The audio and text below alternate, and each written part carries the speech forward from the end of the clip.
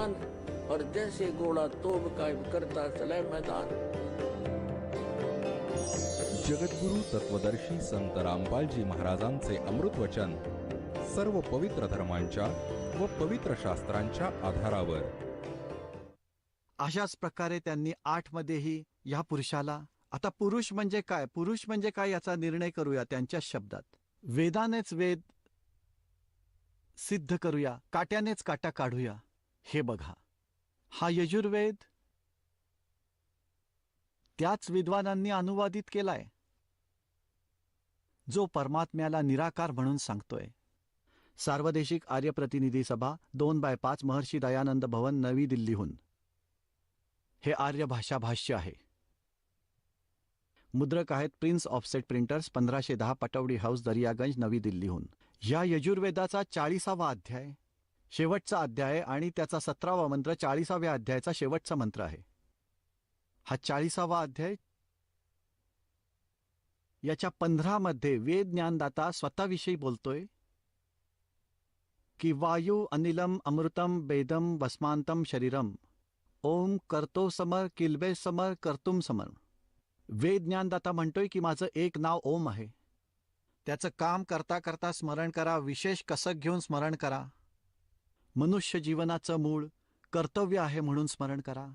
वायू अनिलम अमृतम अथितम भस्मांतम शरीरम, शरीराचा त्याग करेपर्यंत याची साधना केल्यामुळे जे अमरत्व प्राप्त होते ओममुळे ते तुम्हाला मिळेल। इथे बघा, आता हा आहे 44 अध्याय 40व्या अध्यायाचा 17वा श्लोक। यामध्ये त्यांनी वेद ज्ञानदाता ब्रह्म सांगत आहे, हे माणसांनो, जो ज्योतिस्वरूप रक्षक माझ्याशी अविनाशी योग्य कारणासाठी आच्छादित मुखाच्या तुलनेत उत्तम अंगाचा प्रकाश केला जातो, जो तो प्राण आणि सूर्यमंडळामध्ये पूर्ण परमात्मा आहे। पुरुष म्हणजे पूर्ण परमात्मा, तो तर परोक्ष रूप आहे, गुप्त आहे। अहम मी ब्रह्म आहे। खम मी वरती आकाशरूपी ब्रह्मलोकामध्ये राहतो आणि माझं ओम नाव आहे। असं ओम नाव जाणा असं लिहायचं होतं, असं काय आता सिद्ध झालं आहे की जिथे पुरुष लिहिलंय त्याचा अर्थ पूर्ण परमात्मा। स्वामी दयानंद यांच्या शब्दामध्ये आपण पुन्हा ऋग्वेदाकडे आलो, यजुर्वेद ठेवून दिला। हे ऋग्वेदाकडे आलो आपण, यजुर्वेद ठेवून दिला। हे पहा, हा तोच आहे।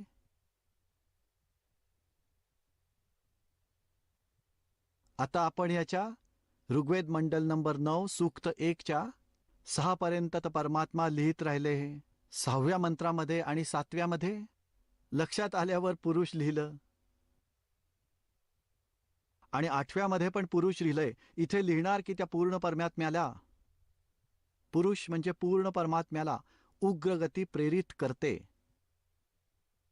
आणि भासमान शरीराला, तेजोमय शरीराला तो पुरुष म्हणजे तो परमात्मा प्राप्त होतो। पुढे पाहूया। आणि ज्यामध्ये 3 प्रकारांनी दुसऱ्याचं कल्याण, कारण म्हणजे कल्याण करण्यासाठी मधुमय शरीर मिळते, याचा काय अर्थ आहे? त्या पूर्ण परमात्म्याला उग्रगतीमुळे प्रेरणा मिळते।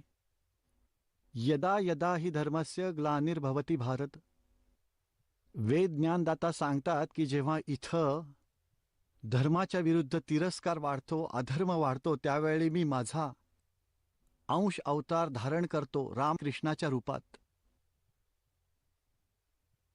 आणि मग ते अधर्माचा नाश करून धर्माची स्थापना करतात।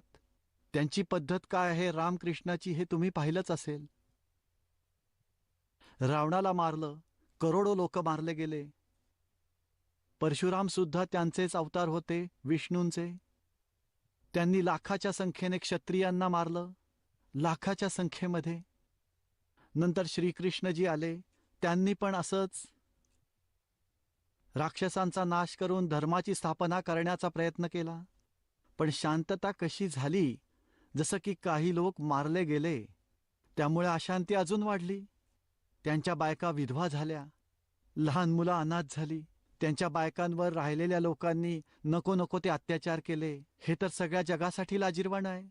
तर ही तर पद्धत आहे ती काल ब्रह्मने पाठवलेल्या त्यांच्या भगवानांची, पुत्रांची, आणि आता तो पूर्ण परमात्मा शांती स्थापना कशी करतो, तो ज्ञानाने, तो स्वतः येतो आणि सर्वांना ज्ञान देतो. जसं इथे लिहिलं आहे की त्या परमात्म्याला उग्र गती म्हणजेच भयंकर परिस्थिती जेव्हा पृथ्वीवर तयार होते त्यापासून तो प्रेरित होतो आणि मग तो एका हलक्या तेजपुंज रूप घेऊन इथे प्रकट होतो.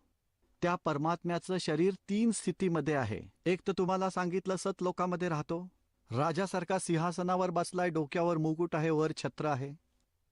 वेद पण सांगतात की ज्या महापुरुषांना ईश्वर भेटला त्यांना घेऊन गेला आणि परत सोडलं. त्यांनी पण हेच सांगितलं. अरस कुरुस पर समेत गुमत जाए जहाँ परमेश्वर का डेरा, सवेत सतर सिर मुकुट विराज है और देखत ना उस चेहरे नु. एक स्थिती तिथे असते की जिथे सतलोकामध्ये परमात्मा राहतो, राजासारखा सिंहासनावर बसलाय, त्याच्या एका रोमामध्ये करोडो सूर्य, करोडो चंद्र, इतकं तेज आहे, इतकं तेज आहे. त्या रूपात त्या लोकातून या लोकात येतात तर आम्ही बघू नाही शकत, आमची दृष्टी कमी पडते. म्हणून परमात्मा कमी तेजपुंज रूपात साध्या रूपामध्ये येतो. ऋग्वेद मंडल नंबर 9 सूक्त 86च्या मंत्र 26 मध्ये आपण पाहिलं की परमात्मा साध्या सरळ रूपामध्ये कमी तेजपुंज रूपात येतो. जसं एका खोलीमध्ये 4-5 प्रकारच्या ट्यूब लावल्यात, 1000ची, एक 500ची, एक 100ची आणि एक 10 वॅटची किंवा 0ची. जेव्हा खूप प्रकाशाची आवश्यकता असेल तेव्हा सगळ्या चालू करा, जेव्हा आवश्यकता असेल तेव्हा सर्व बंद करून एक 0चा बल्ब चालू ठेवला, गरजेप्रमाणे प्रकाश मिळेल, जेवढी आवश्यकता असेल तेवढा प्रकाश मिळेल. तसंच परमात्मा आपल्या शरीराचं तेज हलकं करतो, कमी करतो आणि तिथून इथं येतो. आता दुसरी स्थिती तुम्हाला सांगितली की नवजात शिशूच्या रूपामध्ये कमळाच्या फुलावर प्रत्येक युगामध्ये एक लीला करतो अशी, आणि सरोवरामध्ये कमळाच्या फुलावर येतात, ज्यामुळे पाण्यावर विराजमान झाल्यामुळे परमात्म्याला नारायण म्हणतात. नार म्हणजे पाणी, त्यावर विराजमान झाल्यामुळे परमात्म्याला नारायण म्हणतात. आणि तिथून निस्संतान दाम्पत्य त्यांना घेऊन जातं.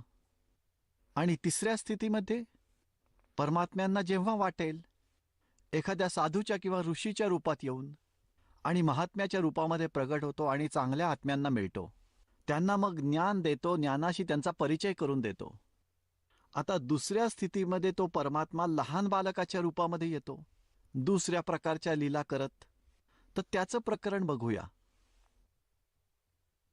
जेव्हा तो परमात्मा शिशुरूप धारण करून येतो आणि त्याला निस्संतान दाम्पत्य कमळाच्या फुलावरून उचलून नेतं, तेव्हा त्यांच्या संगोपनाचं सगळं काम कुमारी गायी करतात.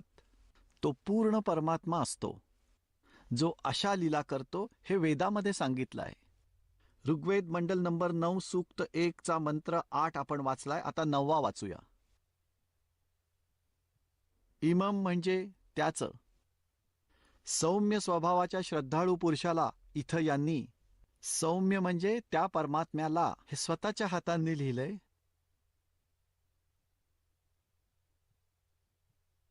हे पहा, याच्या प्रथम मंत्रामध्ये सोम म्हणजे परमात्मा.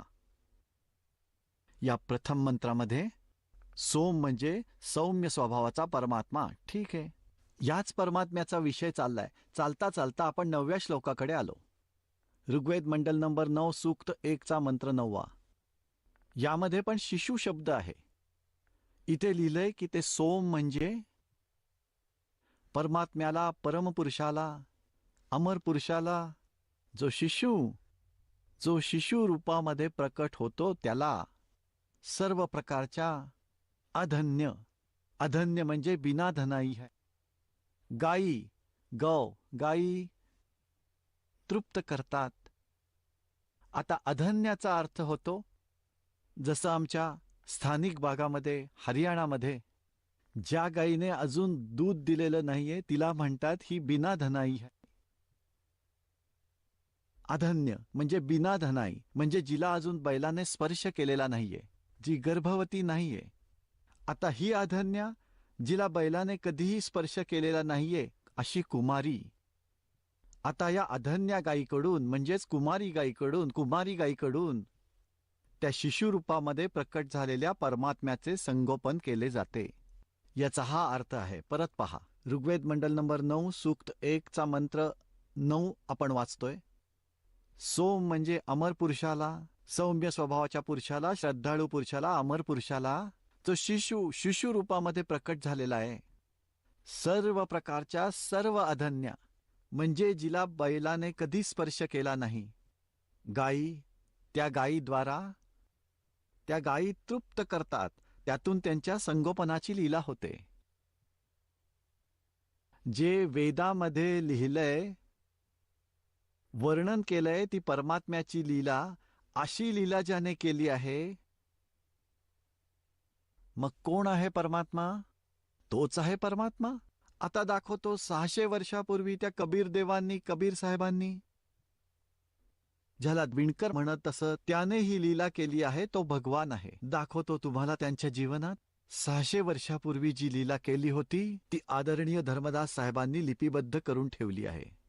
हा आहे पवित्र कबीर सागर, ज्यामध्ये परमात्म्याची लीला वर्णन करून ठेवली आहे. जेव्हा कबीर साहेब आले होते, संपूर्ण 11 भाग, खेमराज श्रीकृष्णदास प्रकाशन, मुंबई. कबीर सागर संपूर्ण भाग हा तोच आहे. याचे कोण आहेत संशोधक? कबीरपंथीच त्याचे संशोधक आहेत. कबीरपंथी भारत पथिक स्वामी युगलानंद विहारी यांनी तयार केलेलं हे त्याचे मुद्रक आणि प्रकाशक आहेत. खेमराज श्रीकृष्णदास, अध्यक्ष श्री व्यंकटेश्वर प्रेस, खेमराज श्रीकृष्णदास मार्ग, मुंबई. याचं थोडंसं तोंडी सांगतो, यानंतर तुम्हाला अगदी सहजपणे कळेल. परमात्मा 600 वर्षापूर्वी या कलियुगामध्ये सन 1398 संवत 1455 ज्येष्ठ पौर्णिमेला सचखंडमधून, सतलोकांमधून इथे आले होते. ब्रह्ममुहूर्तावर कमळाच्या फुलावर शिशुरूप धारण करून विराजमान झाले होते. हे प्रत्यक्ष पाहणारे एक अष्टानंद नावाचे ऋषी होते, जे त्याच सरोवरावर रोज स्नानासाठी यायचे. उन्हाळ्याचे दिवस होते आणि तिथेच बसून आपली साधना, आपल्या गुरूंकडून प्राप्त झालेली साधना करायचे. ते साधना करण्यामध्ये व्यस्त होते, प्रयत्न करत होते. याच वेळी ब्रह्ममुहूर्त म्हणजे सूर्योदयाच्या 1.5 तास आधी आकाशामधून एक प्रकाशाचा गोळा आला. अष्टानंदजींनी पाहिलं की एवढा तीव्र प्रकाश कसा येतोय एवढ्या वेगाने. त्यांचे डोळे दिपले, बंद झाले. जसं आपण सूर्याकडे बघितल्यावर डोळे बंद होतात आणि सूर्याचा प्रकाशरहित आकार दिसतो, अगदी त्याच प्रकारे जेव्हा अष्टानंदाजींनी त्या प्रकाशाच्या गोळ्याकडे पाहिलं, त्यांचे डोळे बंद झाले. ते सहन नाही करू शकले आपल्या डोळ्यांनी. डोळे बंद झाल्यावर त्यांनी काय पाहिलं की एक शिशुरूप दिसतंय, त्याचाच प्रकाश होता. तो बालकासारखा दिसत होता. त्याच्या डोळ्यासमोर जसं चमकायला लागलं, ज्याप्रमाणे सूर्य कडे बघून आपण दुसरीकडे बघायला लागलो तरी त्याचा प्रकाशरहित आकार नक्कीच आपल्यासमोर, त्याच्या प्रतिभेच्या रूपात आपल्यासमोर दिसत राहतो. तसंच त्याचं झालं आणि काही वेळानंतर तो प्रकाश एका ठिकाणी लुप्त झाला, त्या तलावाच्या काठावर. अष्टानंदजींनी विचार केला की माझ्या गुरुजींना विचारीन की हा माझ्या भक्तीचा प्रभाव आहे का मला काही भ्रम होतोय. त्यांचे गुरु स्वामी रामानंदजी ब्राह्मण महर्षी होते.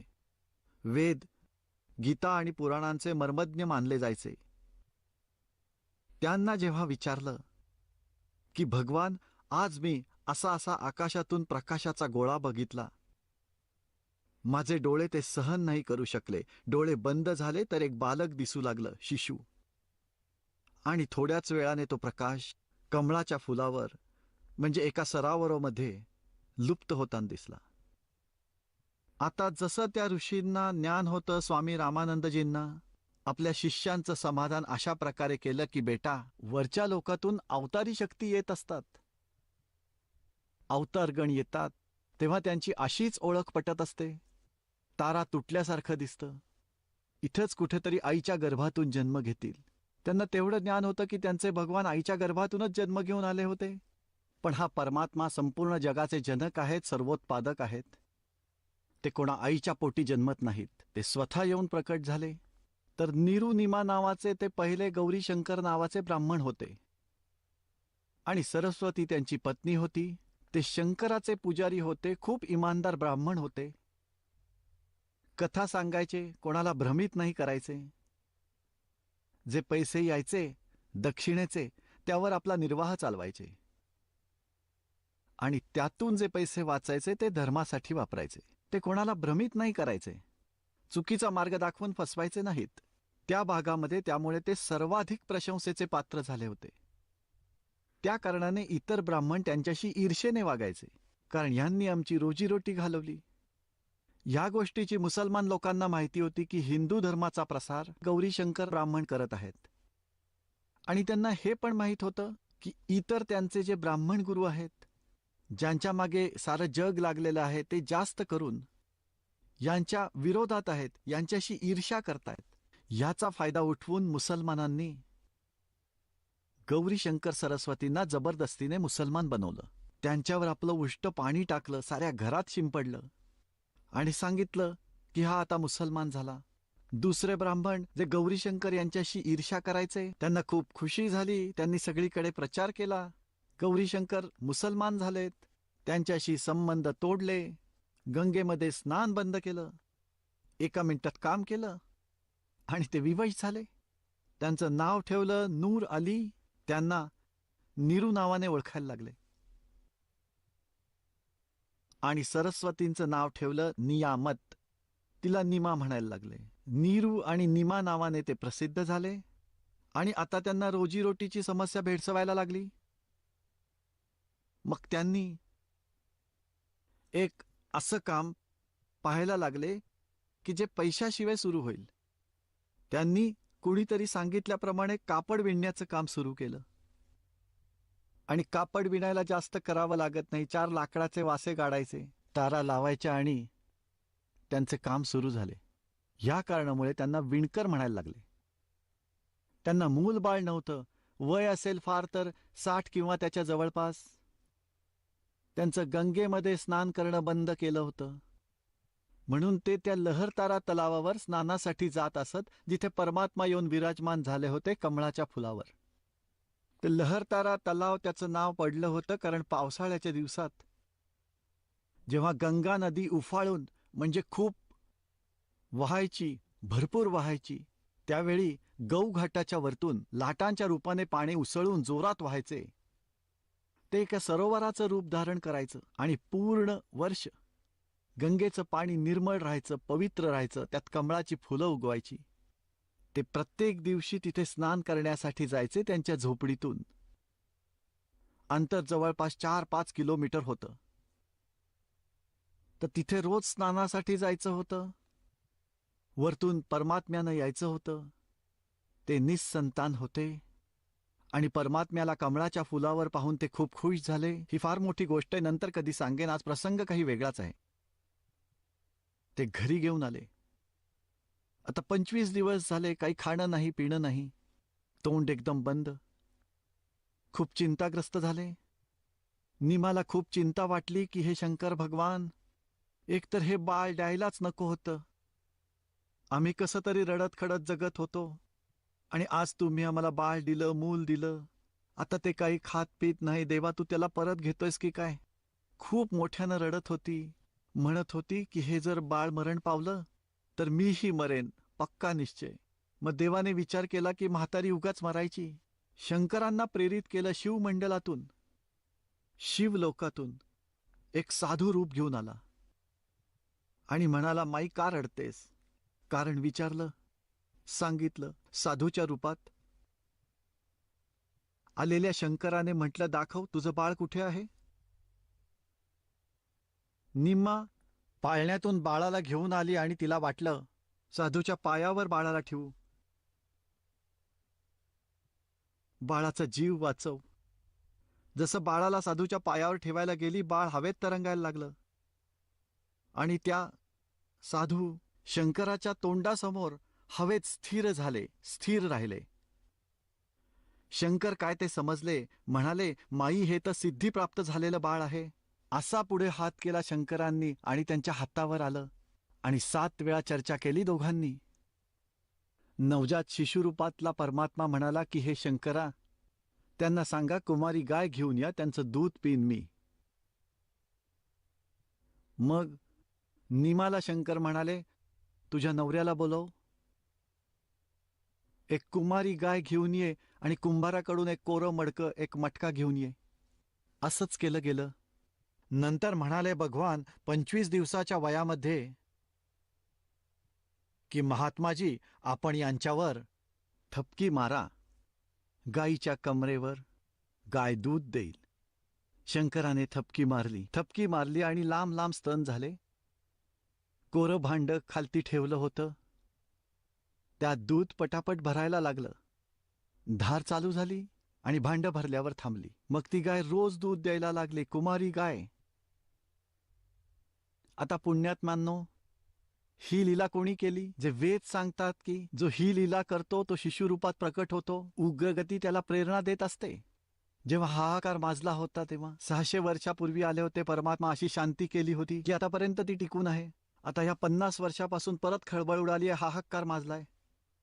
एक माया दिसायला लागली आहे सगळीकडे. किती जुलूम वाढलाय, हाहाकार माजलाय.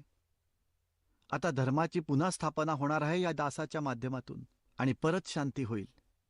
मग त्यावेळी परमात्मा जे आले होते 600 वर्षापूर्वी, ही लीला केली होती आणि लिपिबद्ध केली होती 600 वर्षापूर्वीच. आजची नाही आहे ही. आणि मग त्यातून सहजपणे लक्षात येईल की देव कोण आहे, ज्याच्याबद्दल वेद पण सांगतात आणि ती लीला करून ठेवली आहे. हे बघा, हे कबीर सागर संपूर्ण 11 भाग, खेमराज श्रीकृष्ण दास प्रकाशन, मुंबई.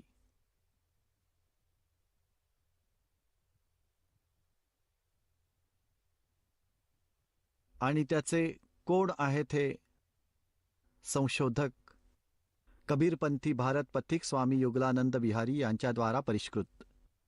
मुद्रक आणि प्रकाशक खेमराज श्रीकृष्णदास, अध्यक्ष श्री व्यंकटेश्वर प्रेस, खेमराज श्रीकृष्णदास प्रकाशन, मुंबईमधून. याच्यामध्ये एक ज्ञान सागर नावाचं प्रकरण आहे. त्याच्या 74व्या पानावर सुन जुल्हा मन भयो आनंदा, जिमी चकोर पायो निशी चंदा, और ले सुत चले हर्ष मन कीना. त्या मुलाला उचलून घेऊन तिथून पुढे निघाले. तासो पुनस असबोल ही लीना, सुत काशी को ले चले, लोग देखण ते आव. लोक बघायला आले एवढ्या सुंदर बालकाला. अन्न पाणी बक्से नहीं, अन्न पाणी खाल्लं नाही. जुल्ला सोग जनावे. जुल्हन फिर चिंता होईल. तब जुल्हा मन कीन तिवाना, रामानंद सौ कही उत्पाना. आता इथे काय वर्णन केले आहे की रामानंदांकडे जाऊन नीरू विणकराने प्रार्थना केली की ऋषीजी, मला जंगलात एक असा पुत्र सापडला आहे, फुलाच्या वर, आणि तो काही खात पित नाही. काही विधी सांगा, काही तंत्र मंत्र करा. आता त्यांनी जे केलं की हे कबीर सागर आहे, ही यथार्थ लीला आहे. परमात्म्याने सांगितलं की कबीर पंथात काळाचे दूध घुसतील. मग त्याची पूर्ती करण्यासाठी कबीर परमेश्वराने आपली आवडती आत्मा गरीबदासजींना पाठवली. गाव छुडानी जिरा जंजर हरियाणा. तिथे सतलोकातून चालत आले होते परमात्मा जे लीला करतात. सतलोकामधून एका साधू महात्म्याच्या रूपात 10 वर्षाचा बालक गरीबदास, जो जाट जातीचा होता, छुडानी गावातील मोठा जमीनदार होता. 1400 एकर जमीन होती, 1400 किल्ले. गुरं चारत होते शेतामध्ये. तर तिथे पण परमात्मा आले होते. कुमारी गाईचं दूध प्यायले होते. खूप मोठी गोष्ट आहे. सचखंड घेऊन गेले होते, त्यांना आणून सोडले होते, दिव्य दृष्टी दिली होती. जसे तुलसीदासाने लाखो वर्षापूर्वी रामायणाच्या घटना, रामलीलांच्या, राम भगवानांच्या आपल्या चौपाईमध्ये जशाच्या तशा चित्रित केल्या होत्या, सगळ्यांना मान्य आहे. त्याचप्रमाणे गरीबदास परमात्म्याला त्या पूर्ण परमात्म्याने दिव्य दृष्टी दिली होती.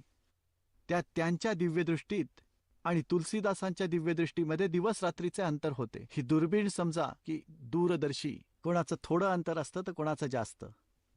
तेव्हा गरीबदासांनी त्या परमात्म्याची महिमा याची डोळा पाहिले आणि त्याचबरोबर त्यांच्या दिव्यदृष्टीने जशास तसे चित्रण केले तेच इथे मिळाले.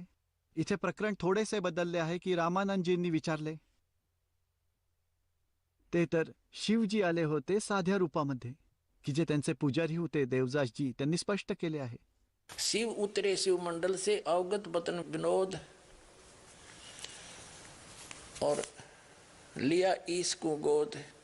म्हणतात अनब्यावर को दूहत है दूध दिया तत्काल, कंवारी को दूहत है दूध दिया तत्काल, और पीवे बालक ब्रह्मगति तासी भय दयाल.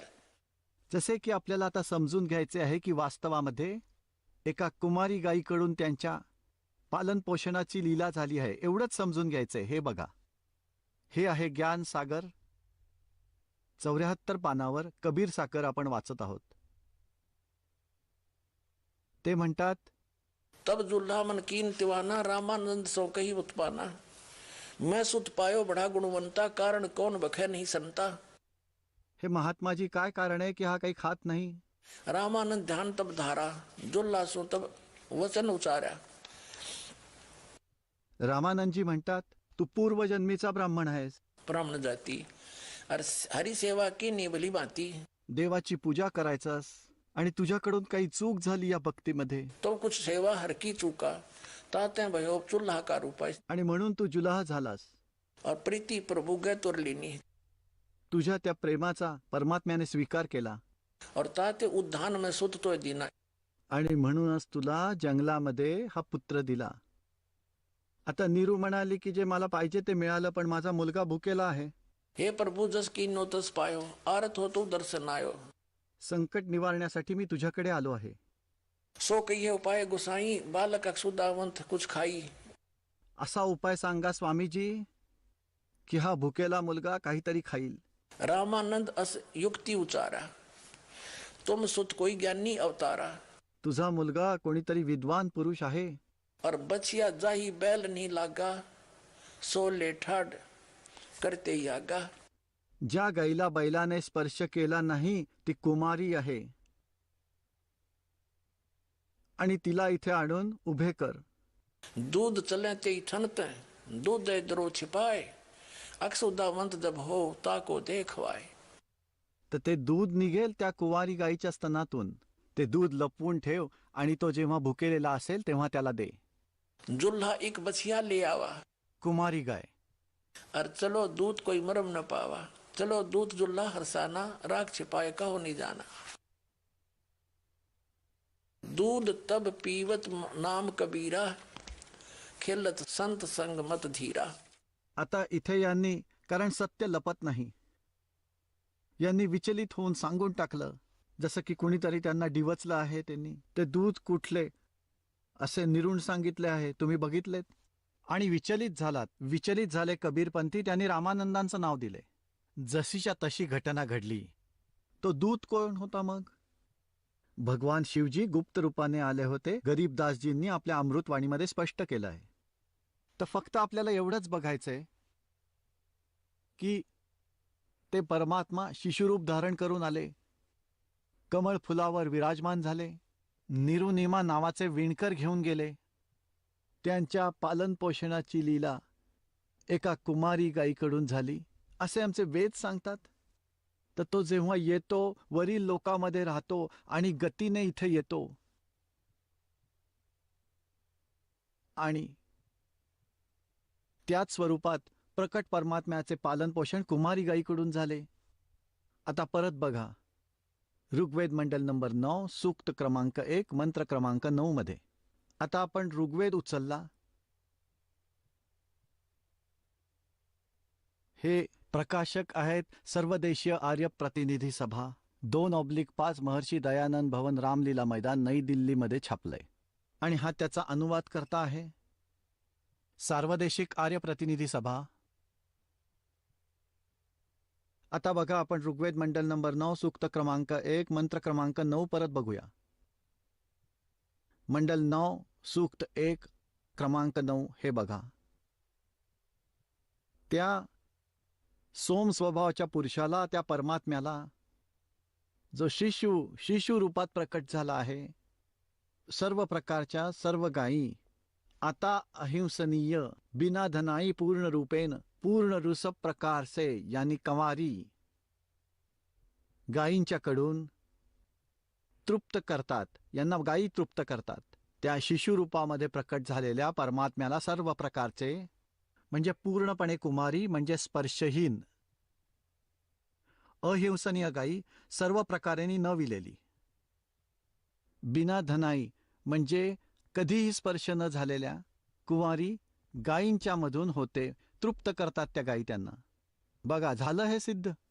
आता आपण परत येऊया ऋग्वेद मंडल नंबर 9 सूक्त नंबर 96च्या मंत्र 16 पासून 20 पर्यंत, ज्यामध्ये शिशु हा शब्द आला होता. म्हणून हे प्रकरण बघावे लागलेत की शिशु म्हणजे काय आहे.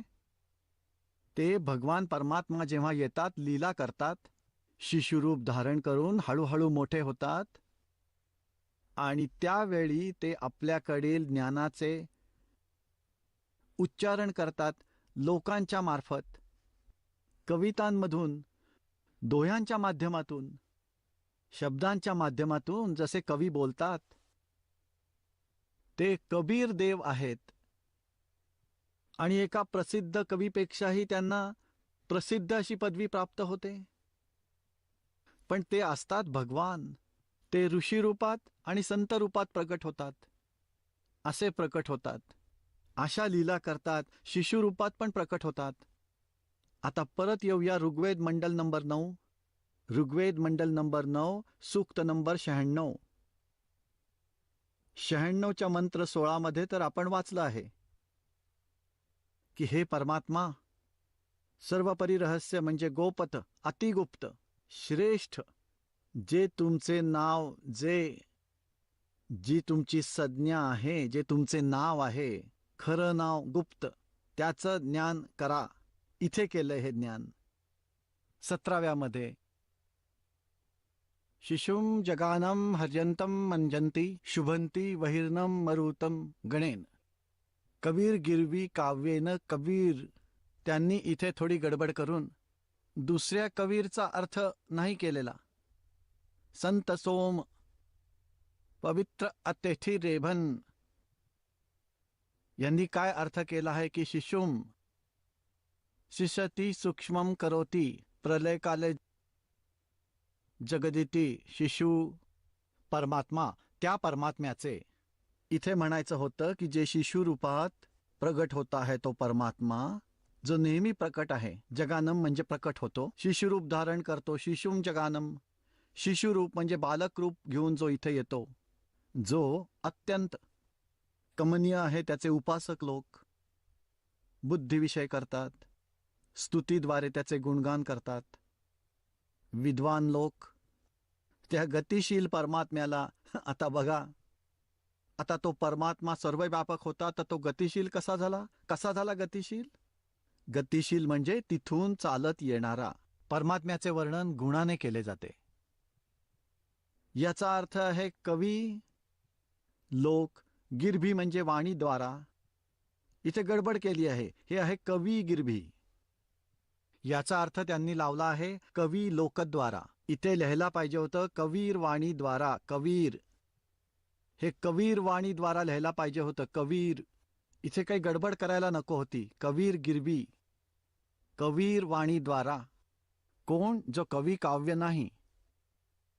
काव्यना म्हणजे कवितातून. कवितातून, कावेन, कावेन म्हणजे कवितातून, म्हणजे कवितेतून. कवी म्हणतात लोकमाध्यमातून आणि दोह्यांच्या माध्यमातून, सखियांच्या माध्यमातून, शब्दांच्या माध्यमातून ते आपल्या महिम्याचं वर्णन आपणच करतात. हेच श्रीमद भगवद्गीता अध्याय क्रमांक 4 श्लोक नंबर 32 मध्ये सांगितलं आहे की अर्जुना, यज्ञ म्हणजे धार्मिक अनुष्ठानाची माहिती भ्रमणमुखे सच्चिदानंद गण ब्रह्म यांच्या मुखातून बोलली होती अमृतवाणी. ती विस्ताराने सांगितलेली आहे. ते अस्सल तत्वज्ञान आहे. 4थ्या अध्यायाच्या 34व्या श्लोकात सांगितले आहे की ते तू तत्वदर्शी संतांपाशी जाऊन समजावून घे. त्यांना दंडवत प्रणाम करून, कपट बाजूला करून प्रसन्न केल्यावर ते तत्वदर्शी संत तत्वज्ञानाचा उपदेश करतील की इथे तेच आहे की तो परमात्मा कवितामधून आपल्या मुखाने कविता म्हणून म्हणून बोलत राहतो. त्याद्वारे तो प्रसिद्ध कवीची उपाधी पण प्राप्त करतो. पण तो असतो भगवंत जो संत रूपात येतो. ते कबीर देव नाव आहे त्याचं. हे बघा इथे पुढे आपण हे आहेत कबीर गिरबी म्हणजेच दुसऱ्या कवीचा. तो परमात्मा भगवान होतो. कबीर नाव आहे त्याचं. आणि कबीर गिरबी म्हणजेच दुसऱ्या कवीचा काहीच वर्णन केलं नाही. इथे बघा, हे पूर्ण बघा. इथे हा अनुवाद आहे त्याचा. हे कंसात लिहिलेले आहे संस्कृतचे शब्द. यात बघा, शिशु जज्ञानम हरियानम मृजंती शुभंती मरुत गणेन वहीम. कबीर एक कवी लिहिले, एक कवी. गिरभी काव्येना कविता तसो सोम पवित्र अतिथी. म्हणजे या कबीरचे कुठेच नाव नाही. त्यामुळे हे सारेच प्रकरण बदलले. आता हा दास सांगेल त्याचा काय अर्थ आहे की जो शिशु रूपात प्रकट होतो, येतो मुद्दाम होऊन विशेष सुनियोजित योजनेप्रमाणे, तर तो परमात्मा शिशु रूपामध्ये प्रकट होतो. हळूहळू तो मोठा होत आहे. छोट्या वयामध्ये, अगदी छोट्या वयात म्हणजे 5 वर्षाच्या असताना परमात्म्याने 104 वर्षाचे महर्षी श्री स्वामी रामानंद ब्राह्मण, जे महाविद्वान मानले जायचे, 1400 ऋषींना प्रचारक म्हणून ठेवले होते, त्यांना हैराण करून टाकलं होतं परमात्म्याने. छोट्या वयामध्ये हे ज्ञान सांगितले होते. आणि नंतर सतखंड दाखवलं की मी इथे राहतो रामानंद, मी परमात्मा आहे. जेव्हा रामानंदजींनी वरती पण बघितले आणि खाली पण बघितले, तेव्हा रामानंदजी म्हणाले, सुनो कबीर करतार, कह रामानंद सब रूप के तुम ही सृजनहार, दो ठोड़ है एक तू भया एक से दो, और गरीबदासम कारणे आए हो मगदो. गरीबदासांनी वर्णन केलंय असं. आणि म्हणतात, मैं भगता मुक्ता भया, भरम कर्म भयो नाश, गरीबदास निज ब्रह्म तुम, मेरा हो गया दृढ़ विश्वास. तुम्हीच परमात्मा आहात आणि मी तुमचा भक्त. मी आता मुक्त झालो. आता इथे सांगितलंय त्याचंच वर्णन आहे की जो परमात्मा शिशु रूपात प्रकट होतो, तो लहानपणापासूनच मोठमोठ्या विद्वानांची तारांबळ करून टाकतो. आणि तो आपल्या कवितातून कवींप्रमाणे बोलून बोलून बोलतो. अमरवाणी उंच उंच स्वरात गरजून गरजून कुठेही उभं राहून तंबोरा घेऊन गाणं गायला लागतो. परमात्म्याचे भक्त त्याच्या चारी बाजूला फिरायला लागतात. त्यांना ज्ञान ऐकवतात, त्यांना त्यांच्या उद्धाराचा मार्ग दाखवतात. आणि महर्षी दयानंद परमात्म्याची निंदा करतात. सत्यार्थ प्रकाशमध्ये म्हणतात, कबीर तर तंबोरा घेऊन गाणं म्हणतो. शूद्र जातीचा होता, त्यासाठी पंडितांकडे गेला विद्या घेण्यासाठी, पण कोणी शिकवलं नाही. मग आपलं कुठल्या तरी भाषेत गाणं गायला लागला. आणि मागे त्यांच्या भक्तांनी जी भजनं होती ती लिहून घेतली. आणि नीच जाती विणकरांना तो तिथे राहतो. काही मूर्ख लोक त्यांच्या जाळ्यात फसले आणि ते म्हणू लागले, तुमचा परमात्मा असंच करतो, तंबोरा घेऊन गातो, कवींसारखं आचरण करतो. आता दाखवूया वेदामध्ये. तर तो परमात्मा असतो, तो कबीर संत सोम, ज्याला तुम्ही इथे कबीर देव म्हणता. कबीर पण लिहू नका. हे व्याकरणवाले असं माना की त्या परमात्म्याचं नाव कवी आहे. यांच्या हिशोबी कवी, या कवीचा अर्थ यजुर्वेदाप्रमाणे, हे यजुर्वेदामध्ये लिहितात तसे कबीर देव लिहा तुम्ही. आम्ही सांगून टाकू की कबीर देव आहेत ते, कारण आम्ही वला ब म्हणतो. कबीर देव म्हणजे भगवान. कबीर देव आहे आणि तो कवींसारखं आचरण करतो. आता ऋग्वेद मंडल नंबर 9 सूक्त 96च्या मंत्र 17चे आपण वाचन करतोय की तो परमात्मा कबीर देव आहे आणि तो अमर परमात्मा आहे. तो संत किंवा ऋषी रूपात सुद्धा प्रकट होतो आणि तो अशी लीला करतो, कवितेतून वाणी बोलतो, दोहांच्या ओळीतून, दोहांच्या माध्यमातून, ज्या कारणाने तो होतो परमात्मा. आणि पुढे पहा, ऋग्वेद मंडल नंबर 9 सूत्र 96चा मंत्र 17 आपण वाचला. यामध्ये आहे, कबीर गिरबी कविना कवी सोम पवित्र अतिथी रेभन. रेभन म्हणजे गरजत राहणारा, गरजत राहणारा, उंच आवाजात बोलणारा, कवितांनी संस्कृतीत करणारा. आणि तो कबीर देव अमर परमात्मा होत असतो. सोम म्हणजे अमर परमात्मा. अमर यांनी चूक करून ठेवली आहे. इथेच बघा, इथे ऋग्वेद मंडळ 9 सूक्त 96 मंत्र 13 मध्ये सोम म्हणजेच परमात्मा. जिथे हे विचलित होतील तिथे तर गडबड केली आहे. इथे परमात्मा नका लिहू. सोम म्हणजे सोम स्वरूप, म्हणजे अमर परमात्मा. कबीर संत सोम स्वरूप. तो परमात्मा अमर परमात्मा. कबीर नाव आहे त्याचं. कबीर असतो पवित्रतेच्या साथीने, पवित्र अमरवाणी, उंच आवाजात बोलत असतो, कवितातून बोलत असतो. तो कबीर गिरबी कबीर वाणीद्वारे बोलत असतो. आता 18 मध्ये बघा. हा 18 वाचण्याच्या आधी त्याचा सारांश सांगतो. यात लिहिलं आहे की ते परमात्मा जसे एक शिशुरूपात प्रकट होतो आणि तो ह्याच रूपामध्ये संत रूपामध्ये पण जातो, प्रकट होतो. तिसरी स्थिती. आणि त्या रेसीद्वारा बोलली गेलेली त्याच्या मुखातील अमृतवाणी, खूपसे त्यांचे अनुयायी बनतात. 64 लाख शिष्य झाले होते कबीर परमात्म्यांचे, कबीर विणकराचे. त्यावेळी 64 लाख शिष्य झाले होते परमात्म्यांचे. त्यावेळी त्यांच्याकडून बोललेली वाणी त्यांच्या शिष्यांमध्ये आनंददायी होत असते, सुखकारक होत असते. आणि तो परमात्मा वरती तिसऱ्या लोकात राहतो, तिसऱ्या धामामध्ये. बघा, गीता अध्याय 15च्या श्लोक नंबर 16 आणि 17 मध्ये 3 पुरुष आहेत. पुरुष म्हणा, प्रभू म्हणा, परमात्मा म्हणा, राम म्हणा, ब्रह्मा म्हणा. एक क्षरपुरुष आहे. क्षरपुरुष 21 ब्रह्मांडाचा स्वामी आहे, हा ब्रह्म आहे. परत दुसरा अक्षर पुरुष आहे ज्याला परब्रह्मी म्हणतात. तो 7 संघ ब्रह्मांडाचा प्रभू आहे आणि दोन्ही नाशवंत आहेत. आणि त्या दोन्हींच्या अंतर्गत जितक्या प्राण्यांचे लोकांमध्ये, धामांमध्ये, तो पण नाशवान आहे. जीवात्मा कोणाचाच मरत नाही, तो गाढवाची सुद्धा मरत नाही. गीता अध्याय नंबर 15च्या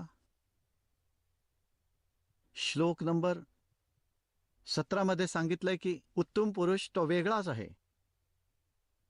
वास्तविक सर्वश्रेष्ठ परमात्मा पुरुषोत्तम या 2 परमात्म्याहून वेगळा आहे, ज्याच्याविषयी 8व्या अध्यायामधील 3ऱ्या श्लोकामध्ये सांगितलं आहे. तो परम अक्षर ब्रह्म आहे. तर हे 3 पुरुष आहेत आणि यांचे 3 धाम आहेत. 21 ब्रह्मांडांचा हा मालक आहे, ब्रह्म आहे, क्षरपुरुष आहे. हा त्याचा लोक आहे, धाम आहे.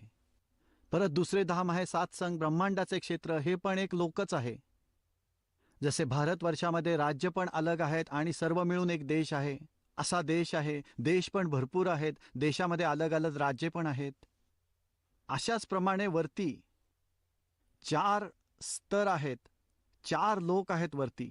सतलोक, अलखलोक, अगमलोक आणि चौथा अकेहलोक. त्या चौथ्या लोकातून सगळ्यांची उत्पत्ती झाली आहे. तिथे परमात्म्यांनी बसून खालच्या सर्व लोकांची रचना केली आहे. तो सगळ्या उत्पत्तीचा स्रोत आहे. त्याला समुद्र असं ओळखलं जातं. वेदांमध्ये त्याला समुद्र म्हटलंय चौथ्या लोकाला. तर इथून 3ऱ्या लोकांमध्ये, सतलोकामध्ये परमात्मा विराजमान आहे. आता पहा यांची कलाबाजी. इथे चूक करतील थोडी, हे दाखवतो आपल्याला, हे धरले जातील. हे पहा, ऋग्वेद मंडल नंबर 9 सूक्त 96चा आपण 16वा 17वा श्लोक पाहिलाय. आता 18वा. ऋषी मना ये ऋषी करता सर्वसा सहसर आणि था आणि थे पदवी कवी नाम. तो एक कवी म्हणजे एका प्रसिद्ध कवीची पण उपाधी, पदवी प्राप्त करून असतो आणि हजारो वाणींनी बोलत असतो. ऋषि मना या ऋषि कर सवत्सा। और तृतीय धाम तीसरे धामम महिष सिसंती सोमे विराजमानो राजती चतुप। याचा अनुवाद बघूया आपण. आर्य समाजाच्या बघा, इथे आहे सोम स्वरूप परमात्मा, ठीक आहे, पालनाची इच्छा करणारा जो महान तो आहे परमात्मा. तृतीय धामाचा अर्थ यांनी केलाय देवयान आणि पितरान. या दोन्हीच्या पृथकातील तिसरा जो मुक्तिधाम आहे, तृतीयम धाम, तिसऱ्या धामामध्ये आहे, ज्याच्यात विराजमान आहे, जो ज्यांनी हा ज्ञानयोगी बनवला आहे. मूळ पाठात ज्ञानयोगाची कोणतीच लिंक नाहीये, त्यांनी चुकीचं लिहिलं आहे. त्यांच्या लक्षात आले की महर्षी दयानंतर निराकार म्हटलंय आणि ते बसले तिसऱ्या धामामध्ये. तर इथे त्यांनी थोडीशी गडबड केली आहे आणि म्हणतात चोर चुरावे तुंबड़ी और गड्ढे पाणी में ओ गड्ढे वा ऊपर आवे सच्चाई छनी ना. हे खरे पण कुठपर्यंत लपवू शकतो माणूस. बघा, तृतीय धामात सरळ लिहिलं आहे, तिसऱ्या धामामध्ये विराजमान आहे, जो ज्ञानयोगी. उडवून टाकले त्यांनी याला प्रयत्न करताना. आता हे काय करतात, कविनाम पदवी. याचा अर्थ हा आहे की तो एक प्रसिद्ध कवीची पदवी प्राप्त करतो, स्थान नाही, पदवी. स्पष्ट लिहिलं आहे. तो कवी बनवला जातो, ऋषिकृत, ज्ञानाचा प्रदाता. ऋषिकृत म्हणजे ऋषीद्वारा बोललं गेलेलं, रचलं गेलेलं, बोलली गेलेली सहस्र नीते, हजारो कहाण्या, अनंत प्रकारची स्तवनीय आहेत. याचा अर्थ असा आहे जसा यांनी लिहिला याच्यामध्ये, या ऋग्वेदामध्येच. हे बघा, महर्षी दयानंद सरस्वती कृत, त्यांच्याद्वारे तयार केलेली. इथे पण कृत बोलतात, हे खुद्द लिहित आहेत ऋषिकृत. 9च्या 96व्या 18व्यामध्ये ऋषिकृत, त्या ऋषी रूपामध्ये ऋषी प्रकटद्वारा केले गेलेली. ऋषी म्हणा, त्यांचे जे अनुयायी आहेत रसी स्वभावाच्या लोकांच्यासाठी सर्वस्वी, खूप प्यारी आहे. हे चुकीचं आहे. आता इथे त्यांनी जी गलती केलेली आहे, तिसरं धामम, तृतीय धामम, विराजम, तिसरा जो मुक्तिधाम आहे त्यामध्ये विराजमान असलेला ज्ञानयोगी. इथे गडबड केली आहे. आता पहा, इथे परत त्यांची चोरी पकडली गेली. इथे बघा, आता ऋग्वेद मंडल नंबर 9 सूक्त 86च्या आणि मंत्र नंबर 27 मध्ये स्पष्ट लिहिलं आहे की जो परमात्मा द्यूलोकांच्या तिसऱ्या पृष्ठावर विराजमान आहे, तिथे बसला आहे. ठीक आहे, इथे विसरून गेले ते ज्ञानयोगी, इथेच झाली खरी गडबड. आता इथे आहे ऋग्वेद मंडल नंबर 9 सूक्त 54च्या आणि मंत्र नंबर 3 मध्ये स्पष्ट केले आहे की सूर्यासारखा जगत प्रेरक तो परमात्मा, हा परमात्मा. याचं साधं सार घेऊया, लोकांना पवित्र करणारा. भुवनोपरी, भुवनावर, संपूर्ण ब्रह्मांडाच्या भुवनोपरी लोकांच्या वर ऊर्ध्व भागात वर्तमान आहे, विराजमान आहे, तिष्ठती, तिथे बसलाय. आता झालं ना स्पष्ट.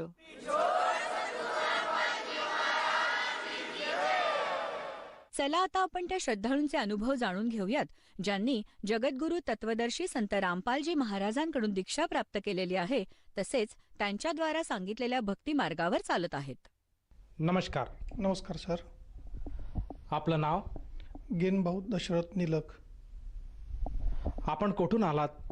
वडगाव कंदळी, तालुका जुन्नर, जिल्हा पुणे, महाराष्ट्र. आपला व्यवसाय काय आहे? शेती व्यवसाय करतो. संत रामपालजी महाराजांची गुरुदीक्षा आपण कधी घेतली? संत रामपालजी महाराजांची गुरुदीक्षा नोव्हेंबर 2013. संत रामपालजी महाराजांची गुरुदीक्षा घेण्या अगोदर आपण व आपला परिवार कोणती भक्ती साधना करत होतात?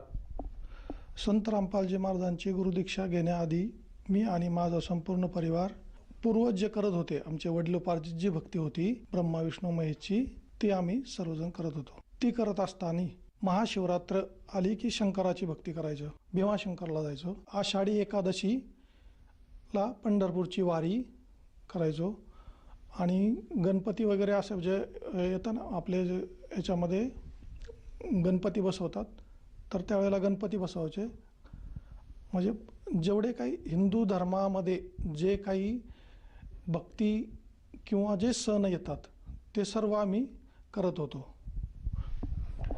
सर, जसं तुम्ही सांगत आहात की आपण पूर्वीपासूनच जे काही आपल्या महाराष्ट्रामध्ये जी काही प्रचलित भक्ती साधना आहे, देवी देवतांची पूजा करणे, उत्सव साजरे करणे, त्याचप्रमाणे वारीला जाणे आणि तीर्थला जाणे, व्रतवैकल्य करणे, या सर्व विधी आपण करत होतात. तर मला असं विचारायचं आहे की संत रामपालजी महाराजांचा जो काही मार्ग आहे, त्या मार्गाबद्दल आपल्याला माहिती कशी मिळाली आणि आपण त्यांच्या शरणात कसे आलात? ही सर्व भक्ती करत असताना जे काही म्हणजे हे आहे टी व्ही पाहणे किंवा हे मोबाईलवर जे यूट्यूबवर कार्यक्रम चालतात हे पाहणे, ह्या माध्यमातून टी व्हीवरती ज्या वेळेला आम्ही असे कार्यक्रम बघायचो तर गुरुजींचे सत्संग चालू होते. तर मग ते पाहत असताना जे गुरुजी काही आपले सद्ग्रंथ आहेत, वेद, बायबल, कुराण, याच्यामधून जे सांगत होते, ही भक्ती ऐकल्यानंतर असं वाटलं की आपण जी भक्ती करतोय याच्यापेक्षाही सरळ आणि चांगली भक्ती आहे. आत्तापर्यंत कुणी असं सांगितलं नाही की बुवा विष्णू पुराणमध्ये असं लिहिलं आहे, देवी भागवतमध्ये असं लिहिलं आहे. हे सगळं ऐकल्यानंतर आणि पाहिल्यानंतर असं काय वाटायला लागलं की याच्यापेक्षा ही भक्ती सरळ आहे. आणि मग आम्ही सत्संग पाहत राहिलो. मी कंटिन्यू 1 वर्षभर सत्संग पाहिला. नंतर सत्संग पाहत असताना मी पुस्तक मागवलं. त्याच्यावर जे नंबर यायचे चॅनलवर, त्या माध्यमातून मी पुस्तक मागवलं, ज्ञानगंगा पुस्तक वाचून आणि त्याच्यामध्ये जी काही भक्तांचे अनुभव हे सगळं ऐकून आणि पाहून मी गुरुजींच्या शरणामध्ये आलो. सर, जसं तुम्ही सांगत आहात की आपण सर्वप्रथम सद्गुरू संत रामपालजी महाराजांचे जे काही टी व्ही चॅनल्सवर सत्संग येतात ते सत्संग आपण वर्षभर श्रवण केलं त्या सत्संगाचं. त्याचप्रमाणे आपण ज्ञानगंगा हे पुस्तकसुद्धा मागवलं आणि त्या पुस्तकाचं अध्ययन केलं आणि आपल्याला असं जाणवलं की ही जी संत रामपालजी महाराज आजच्या घडीला जी भक्तिविधी देत आहेत ती एक सरळ आणि सोपी आहे. त्या अनुषंगाने आपण सद्गुरू संत रामपालजी महाराजांशी जुडले गेलात आणि त्यांची आपण भक्ती स्वीकारली. तर या भक्तीच्या जोरावर, या सतमंत्रामुळे आपल्याला व आपल्या परिवाराला काय काय लाभ प्राप्त झालेत?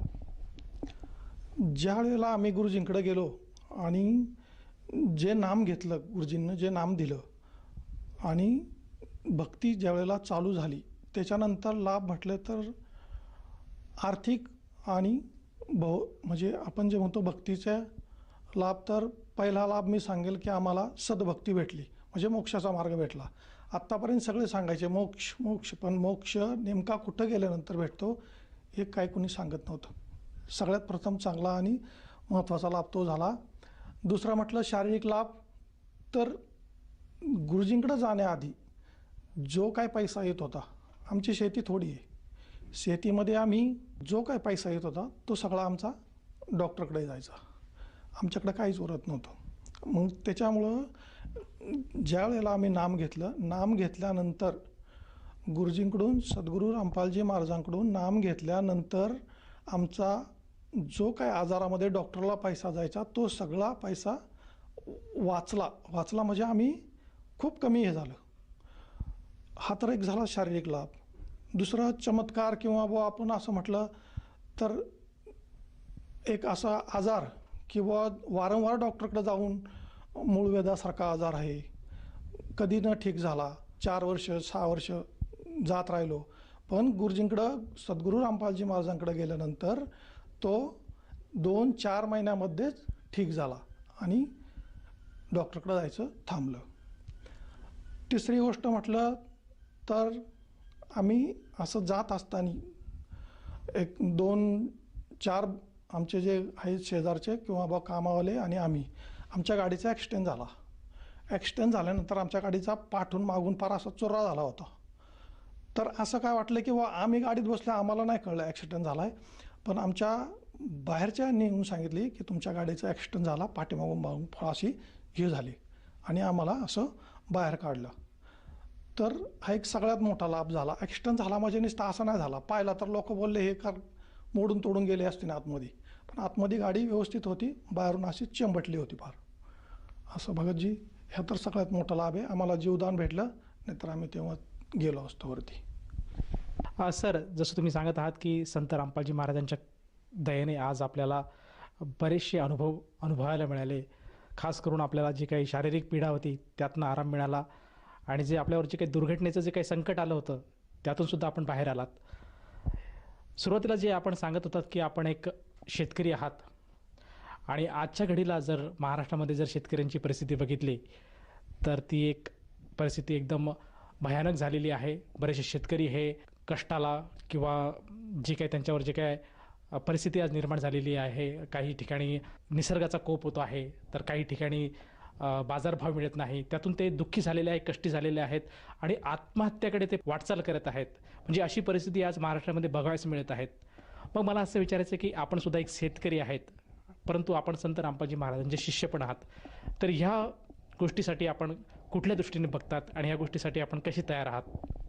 सर, आज मी शेतकरी असताना जी काही पारंपरिक शेती आहे, जी पहिली करत होतो, पण त्याबरोबर मी मगाशी सांगितलं की गुरुजींकडं, सद्गुरू संत रामपालजी महाराजांकडे गेल्यानंतर जी शेती करायला लागलो आणि तो जो लाभ भेटायला लागला. कारण पहिली शेती करतो, जेवढे पैसे येतात तेवढे डॉक्टरला नेऊन देतोय, बाकीचं व्यसन करतोय. कारण जेव्हा नाम घ्यायच्या आधी आम्ही पण व्यसन करायचो, तंबाखू खायचो, बाकीच्या पण गोष्टी करायचो, दारू वगैरे पिलो नाही, पण बाकीचे पण याच्यात खर्च व्हायचा ना. तो जो खर्च आहे तो सगळा वाचला गेला आणि शेतीच्या माध्यमातून जर म्हटलं तर मग बाकीचा सोर्स नसल्यामुळं जे काय खिशातला पैसा आहे तो अन्य ठिकाणी गेल्यानंतर शिल्लक राहत नाही. मग तो सगळा वाचल्यानंतर आपल्याकडे बँक बॅलन्स वाढला. तर माझं असं म्हणणं आहे की जो शेतकरी आजला आत्महत्या करतोय किंवा काय करतोय, तर ही जी भक्ती आहे गुरुजींकडून, सद्गुरू संत रामपालजी महाराजांकडे गेल्यानंतर जी भक्ती भेटली, नाम भेटलं, याचा फायदा आज दुगणा झाला आहे आम्हाला. कसा झाला की आमचं जो वेस्टेज जात होतं ते वाचलं आणि त्याच्यामुळे आमची परिस्थिती सुधारली. तर बाकीच्यांची पण सुधरू शकते. ते गुरुजींकडं, सद्गुरू रामपालजी महाराजांच्या जर गेले, नाम घेतलं, तर त्यांना पण हा लाभ भेटू शकतो. सर, जसं तुम्ही सांगत आहात की जर कोणी व्यक्तीने सद्गुरू रामपालजी महाराजांची दीक्षा घेतली तर त्याला परमेश्वर आपल्या कोट्यातनं शारीरिक, आर्थिक, भौगोलिक अशा स्वरूपाचे लाभ प्राप्त करून देतात. तर ह्या अनुषंगाने जर एखादा साधक सद्गुरू संत रामपालजी महाराजांची नामदीक्षा घेऊ इच्छित असेल तर त्या व्यक्तीला ती नामदीक्षा कशी मिळू शकेल? टी व्हीवरती किंवा आपण मोबाईलवर बघतो, जे काय आहे ॲप वगैरे, टी व्हीचे भरपूर असे चॅनल आहेत की त्याच्यावर सद्गुरू संत रामपालजी महाराजांचे प्रवचन आणि सत्संग चालू आहेत. ते चालू असताना जे नंबर येतात त्याच्यावर तुम्ही कॉन्टॅक्ट करून विचारू शकता की आपल्या जवळ नामदीक्षा केंद्र कुठं आहे आणि तिथं जाऊन तुम्ही निशुल्क नामदीक्षा घेऊ शकता. कुठल्याही प्रकारचं तिथं गेल्यानंतर तुम्हाला पैसा वगैरे लागणार नाही. निशुल्क नामदीक्षा दिली जाईल. धन्यवाद. नमस्कार सतसाहेब.